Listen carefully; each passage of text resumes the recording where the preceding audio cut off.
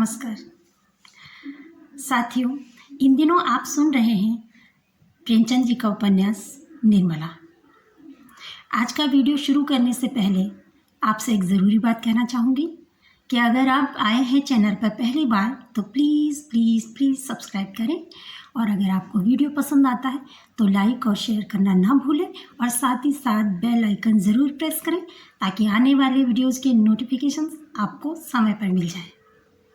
तो चलिए शुरू करते हैं निर्मला का अगला भाग। मनसाराम सोच में पड़ गया। अभी भोजन नहीं किया, मेरे ही इंतज़ार में बैठी रही। यह स्नेह, वात्सल्य और विनय की देवी है, यह ईर्ष्या और अमंगल की मायाविनी मूर्ति। उसे अपनी माता का स्मरण हो आया। जब वह रूठ जाता था तो वह भी इसी तरह मनाने आया करती थी, और जब तक वह न जाता था वहाँ से न उठती थी। वह इस विनय को अस्वीकार न कर सका। बोला, मेरे लिए आपको इतना कष्ट हुआ, इसका मुझे खेद है। मैं जानता कि आप मेरे इंतज़ार में भूखी बैठी हैं तो तभी खा आया होता। निर्मला ने तिरस्कार भाव से कहा, यह तुम कैसे समझ सकते थे कि तुम भूखे रहोगे और मैं खाकर सो रहूँगी? क्या विमाता का नाता होने से ही मैं ऐसी स्वार्थनी हो जाऊँगी? सहसा मर्दाने कमरे में मुंशी जी के खांसने की आवाज़ आई। ऐसा मालूम हुआ कि वह मनसाराम के कमरे की ओर आ रहे हैं। निर्मला के चेहरे का रंग उड़ गया। वह तुरंत कमरे से निकल गई और भीतर जाने का मौका न पाकर कठोर स्वर में बोली, मैं लौंडी नहीं हूँ कि इतनी रात तक किसी के लिए रसोई के द्वार पर बैठी रहूँ। जिसे ना खाना हो वह पहले ही कह दिया करे। मुंशी जी ने निर्मला को वहाँ खड़े देखा। यह अनर्थ, यह यहाँ क्या करने आ गई?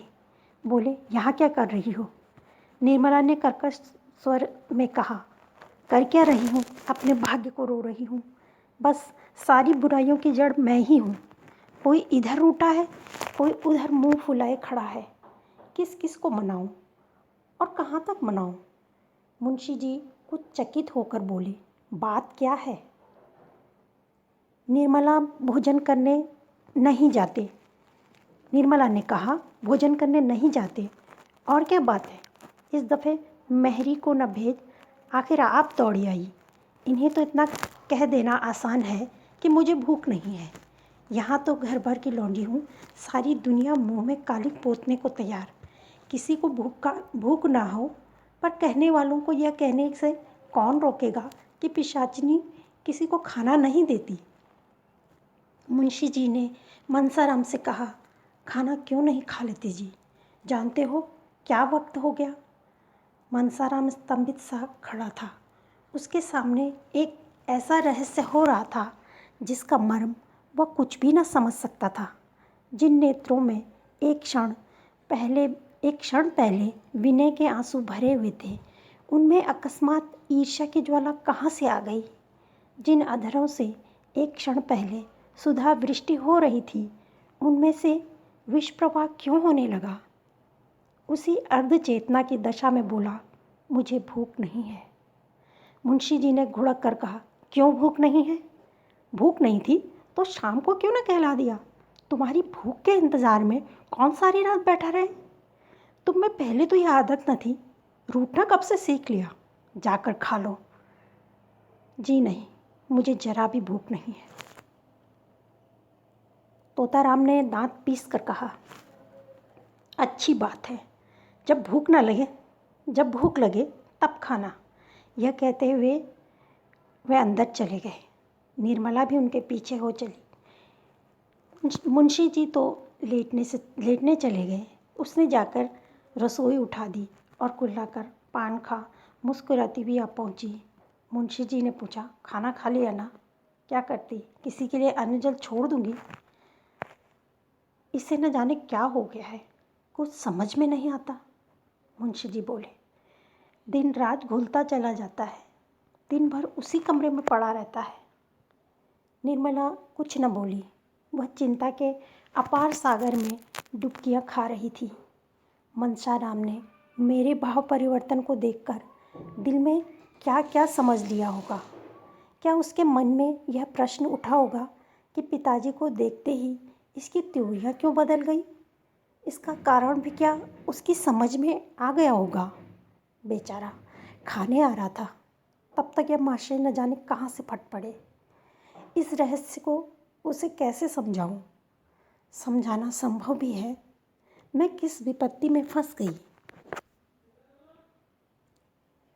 सवेरे वह उठकर घर के काम धंधे में लगी। सहसा 9 बजे भूंगी ने आकर कहा, मनसा बाबू तो अपने कागज़ पत्तर सब इक्के पर लाद रहे हैं। मैंने पूछा तो बोले, अब स्कूल में ही रहूँगा। मनसाराम प्रातःकाल उठकर अपने स्कूल के हेडमास्टर साहब के पास गया था और अपने रहने का प्रबंध कराया था। हेडमास्टर साहब ने पहले तो कहा, यहाँ जगह नहीं है। तुमसे पहले के कितने ही लड़कों के प्रार्थना पत्र पड़े हुए हैं। लेकिन जब मनसाराम ने कहा मुझे जगह न मिलेगी तो कदाचित मेरा पढ़ना ना हो सके और मैं इम्तहान में शरीक न हो सकूं, तो हेडमास्टर साहब को हार माननी पड़ी। मनसाराम के प्रथम श्रेणी में पास होने की आशा थी। अध्यापकों को विश्वास था कि वह उस शाला की कीर्ति को उज्जवल करेगा। हेडमास्टर साहब ऐसे लड़कों को कैसे छोड़ सकते थे? उन्होंने अपने दफ्तर का कमरा खाली करा दिया। इसीलिए मनसाराम वहाँ से आते ही अपना सामान पक्के इक्के पर लादने लगा। मुंशी जी ने कहा, अभी ऐसी क्या जल्दी है? 2-4 दिन में चले जाना।